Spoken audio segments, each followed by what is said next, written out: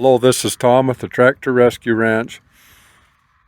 Just gonna get another video started here today.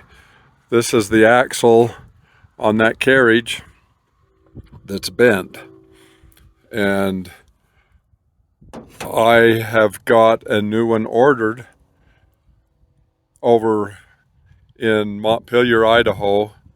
There's a welding shop, and he has got one ordered for me. I looked on the internet and they wanted a shaft. They found it on the internet for 50 some odd dollars, and then they wanted $88 to ship it, which is just completely ridiculous. Anyway, talking to Tom Jensen over there in the welding shop in Montpelier, he said he likes to keep it in stock anyway. He didn't have any in stock, but he said that he was going to order it in a 20-foot stick of it, I think is what he said, and he was going to sell it to me by the foot, which is a huge savings compared to what I was looking at. So it's not supposed to be in until probably, let's see, the day this video will go out is when it's supposed to come in, I think on Tuesday. So I've got that problem solved.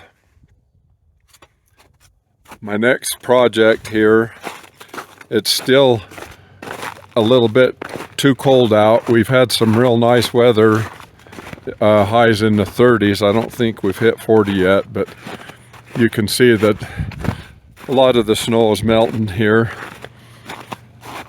But for my project for today, I noticed when I pulled this parts out, everybody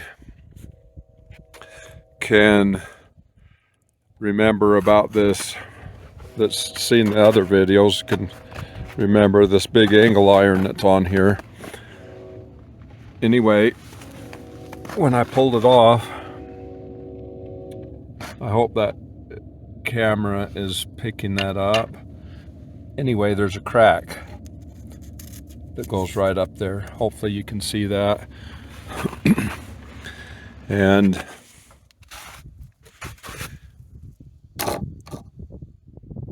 another one in the same spot on that side.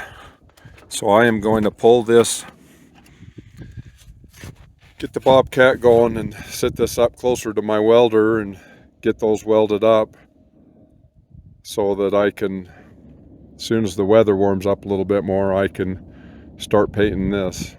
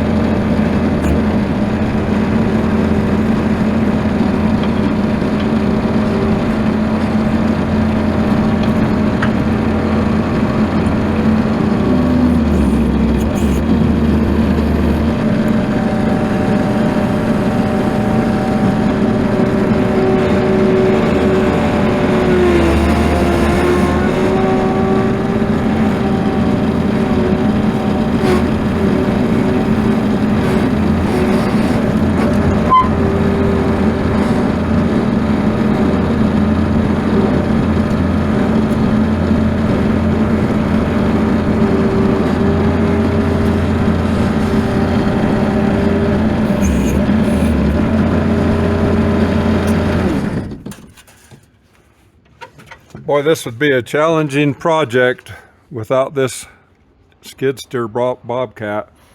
I know a lot of people have done this sort of thing without something like that. My father, when he bought and rebuilt his, he didn't have any type of equipment like that. And so I'm really glad to have it. Makes things way easier. Well, what I had to do here, I cleaned it up, and that crack was pushed together so tight that I couldn't see it after I cleaned it up. So I put a jack over here to jack it up to open that crack up just enough to where I could see it. But I got a little bevel in there. I probably do a little bit more here before I weld, but got that crack beveled, and that way the welds will penetrate a little bit deeper on that.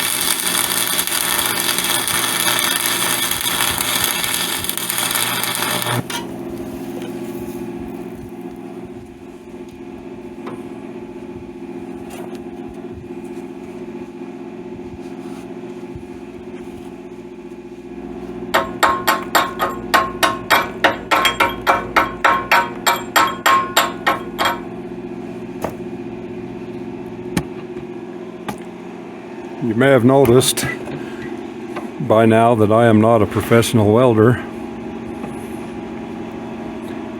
Anyway, I can get the job done. Old farmer welder is what I am. I can't see anymore to get a good welding job, but I can stick it together and make it work.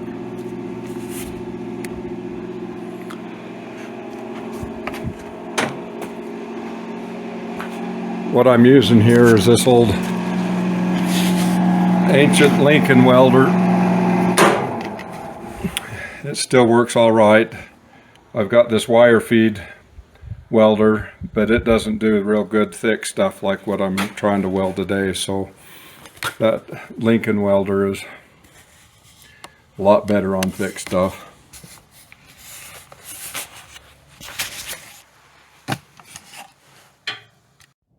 So I've got these cross pieces,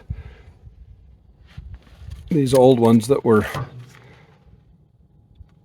cut out with a drill. I've got them ready to go in, back into place. Well, I got those two cross members replaced, and right there and there. I've got these two, but as I said in a previous video, those two are real solid and they've got such character. The way somebody just used a drill and split that down to where it was size. I am wanting to leave them. I'll just preserve them with some epoxy and leave them that way. So we got another step forward on this thing. Thanks for watching.